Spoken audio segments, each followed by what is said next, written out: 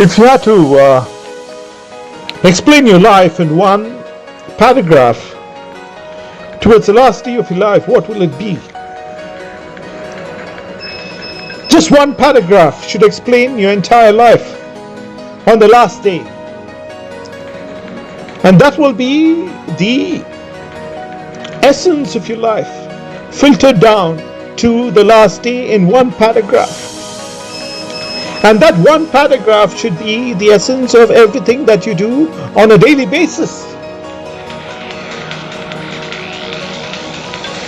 If you go through every day that you have spent right from the child that you were in your mother's womb to your first day of birth, to your 5th year, to the 10th year, to the 15th, 20th, 25th, 30th year, 40 years, 50 years, 60 years and more, up to 80 or 90 or even 100. This is the lifespan of humans as we see. But if you're going to write a memoir of yourself about the last day, in one paragraph, what will that be? What will that essence be?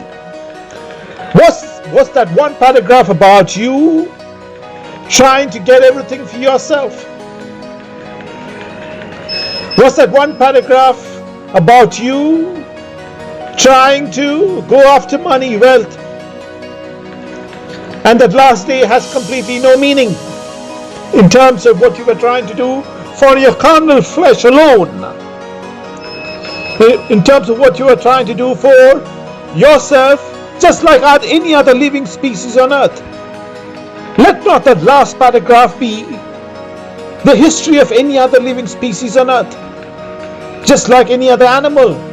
Maybe a tiger, maybe a lion, maybe any kind of animal that we see, which moves for its carnal desires, which eats for its carnal desires alone, and is satisfied with food, water, shelter, and a good life in terms of what it enjoys about its flesh. Let that last paragraph be an absolute meaning in your essence of your life that you have lived, along with the energies of the universe which sustain life. That last paragraph should be a life of meaning for the future generation. The life that you lived should be an inspiration for the future generations so that they would be better off. That will be the measure of our lives on earth. And a life that is lived with the essence of the universal energies which sustain life will have a meaning in the yesterday, today, and tomorrow as an inspiration for today's generation and the future. Let's replenish our earth. What is wealth essentially? What is money? What is power? What is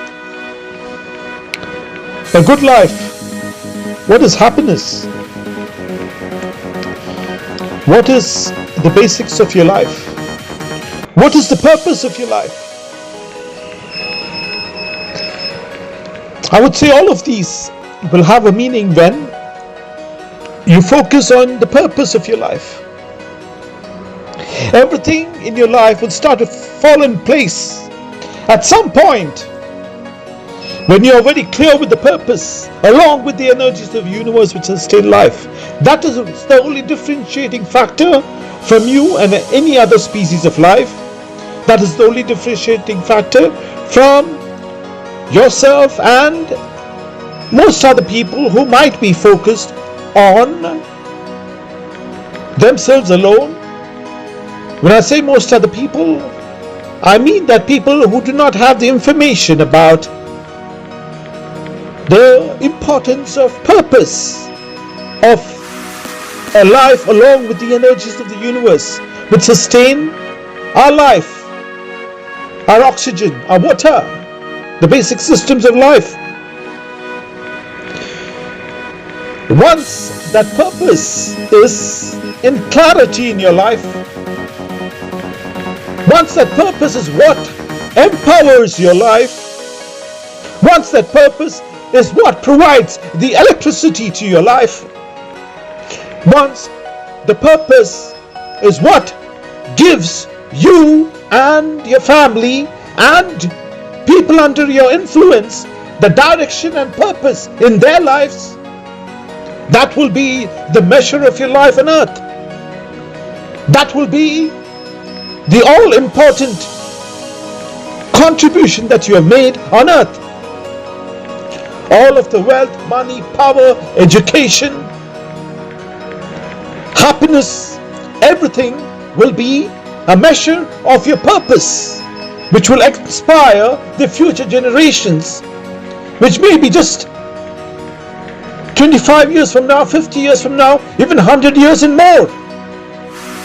And once you have contributed in clarity to future generations in different aspects of your lives, then you will be remembered for the essence of your life. Now, during your lifespan, there can be a lot of problems, there can be a lot of hardships. You must know that some of the greatest people on earth have faced a lot of hardships, have faced a lot of criticism, has faced a lot of problems in their lives, but the essence of their purpose was the most important factor in their lives. Once the essence of their purpose, along with the energies of the universe, was the most important factor, that led their lives to be an inspiration and have a meaning in the yesterday, today and tomorrow. They gave future generations the best of architecture, the best of roads, the best of scientific discoveries, the best of human cures, the best of agricultural systems, the best of infrastructure, the best of companies which helped future generations, the best of healthcare systems, the best of food, nourishment. These are examples of where your life can focus on to have an inspiration for the future generation. Let's replenish our earth. Today let's discuss as to why our evolution continues. What is the source code of evolution? What is that which makes the species of life continue into generations and evolve into the future?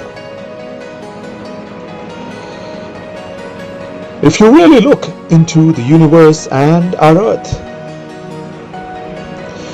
it is the attraction of two forces within the universe, as we mentioned before.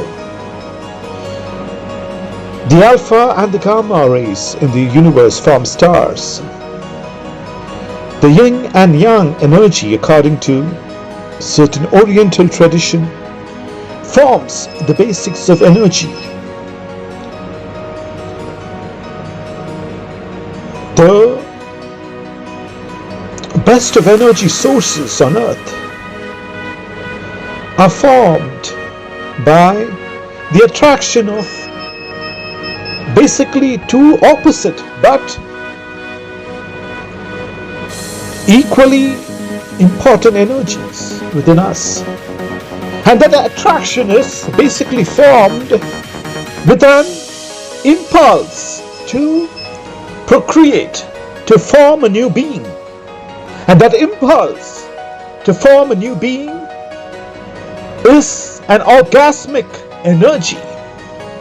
And if you really look at the universe, and if you really look at why we as humans have evolved over millions of years, it's only because of the orgasmic energy which prompted humans to bring new children.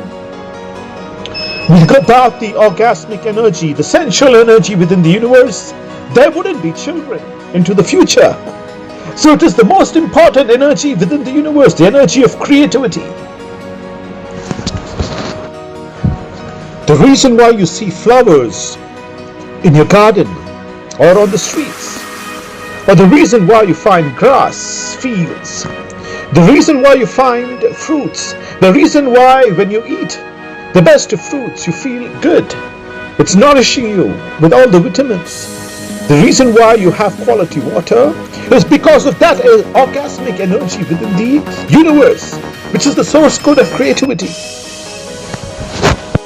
Now, one of the biggest problems with us humans is that we have completely given the wrong impression for the orgasmic energy within the universe in terms of our human carnal desires of the flesh, in terms of procreation, and in terms of sensual enjoyment associated with physical activity of sensuality.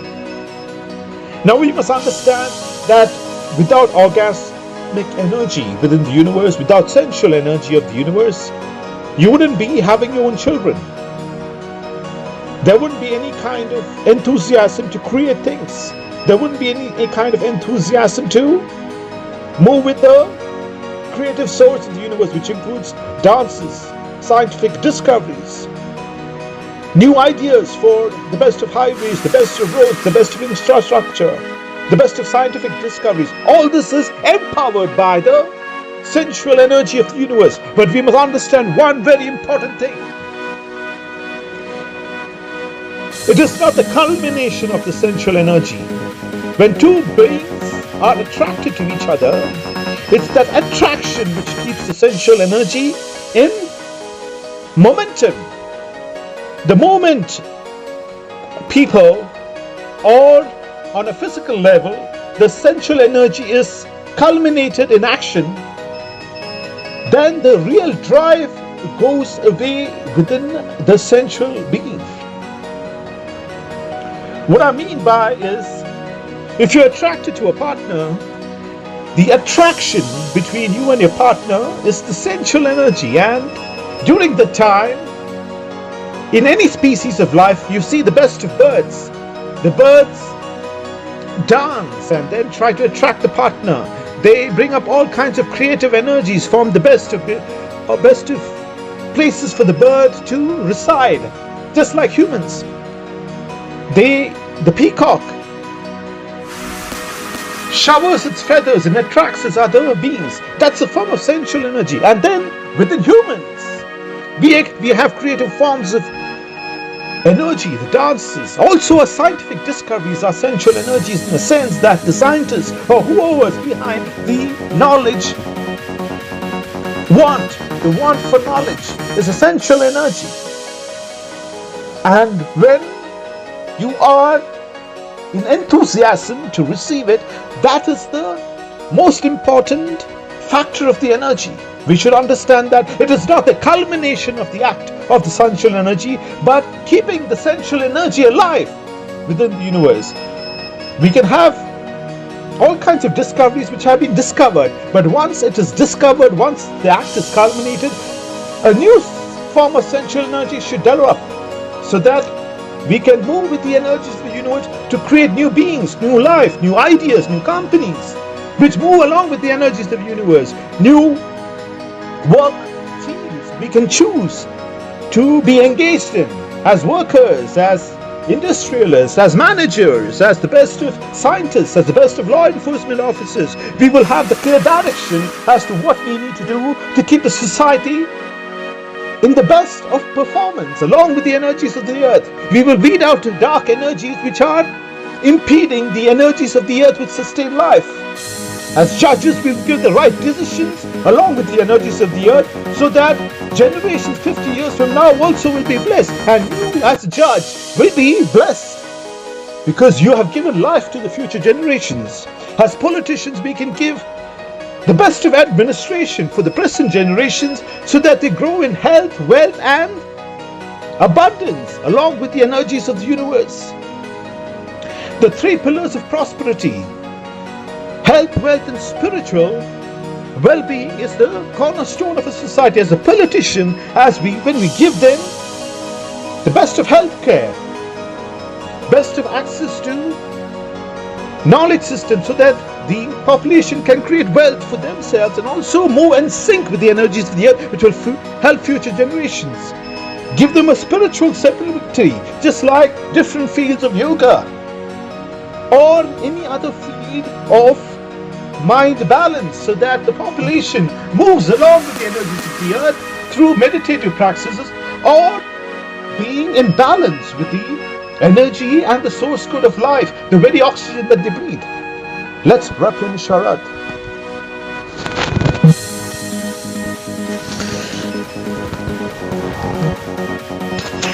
Today, let's discuss the concept of ambition. What is ambition?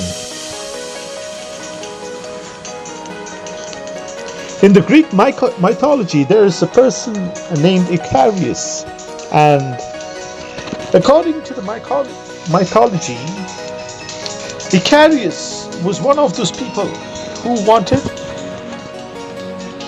to fly absolutely close to the sun so that he could get some of the sun's powers. It is a mythology, which means that it is a fantasy story.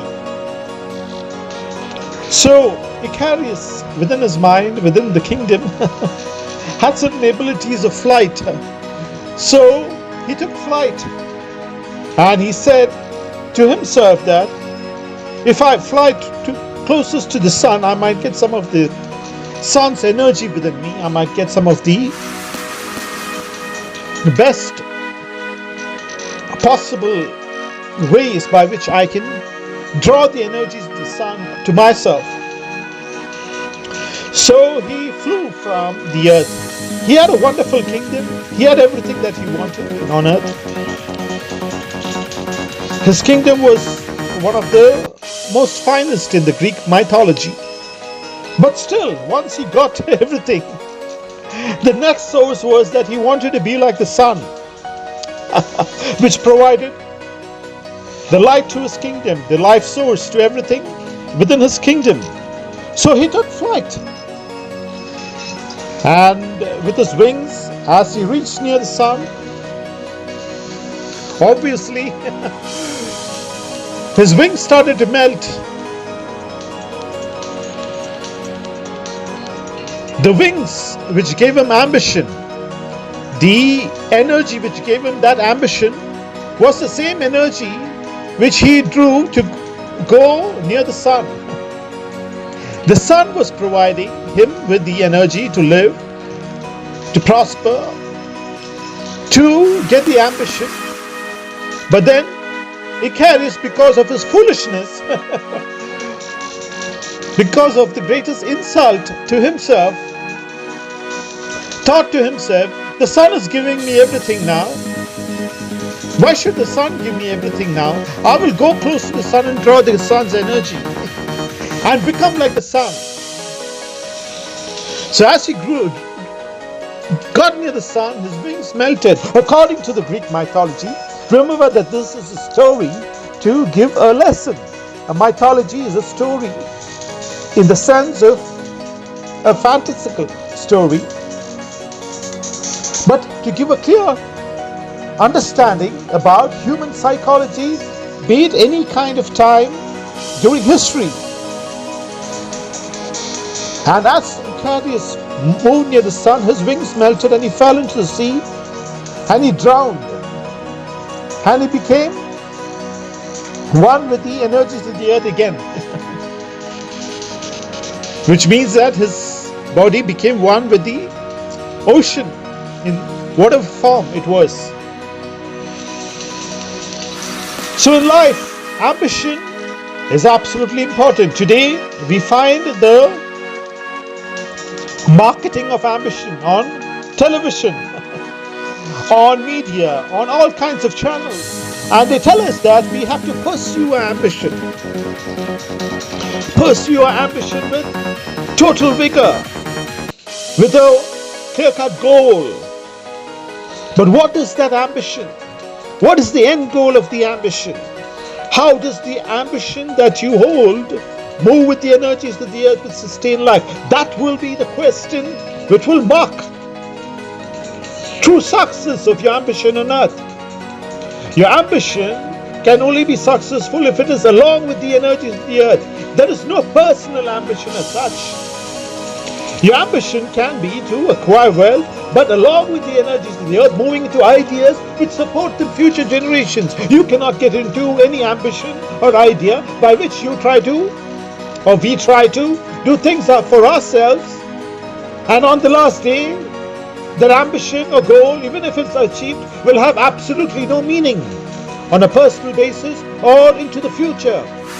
The ambition to grow any kind of idea into the future so that it helps future generations, it is a wonderful idea which flows with the energies of the earth, creating renewable energy systems, creating renewable power, creating highways which last into the future for the next 100 years.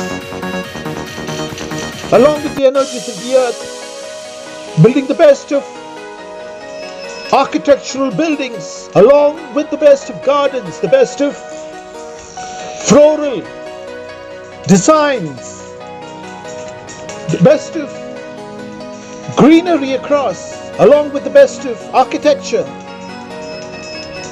the best of well-managed forests across the world, so that trees across the world are given prominence. These are small ideas which will help us move into the future from today, helping ourselves be blessed on earth. All of our work, even the smallest of work, in whatever fields we do, to the highest of professions of managing the earth, is to move with the energies of the earth. Thereby, blessings is assured. Health, wealth, and spiritual well-being is the essence of divine well-being, along with the source code of life. Let's replenish our earth.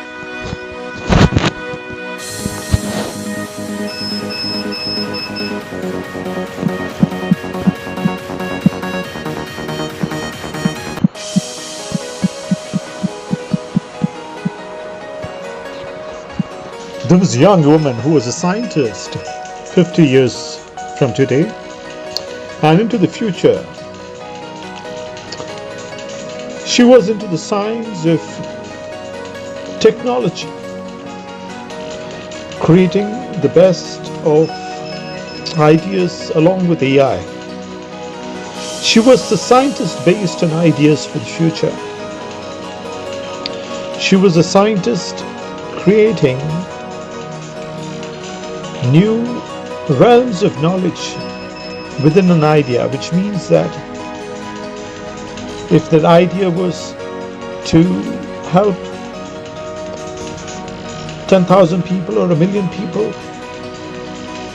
the AI systems which she was working with gave her all of the information she wanted to proceed with the idea. And she, along with artificial general intelligence, moved with the idea and made it a reality. For example, if it was the best of communication systems to be delivered in the fastest time. For example, if she had an idea to communicate with anyone or broadcast a message at any point in the world to any person, directly to the mind or to the subconscious or to a group of people, she was able to do so. That was the idea. If she had to conference with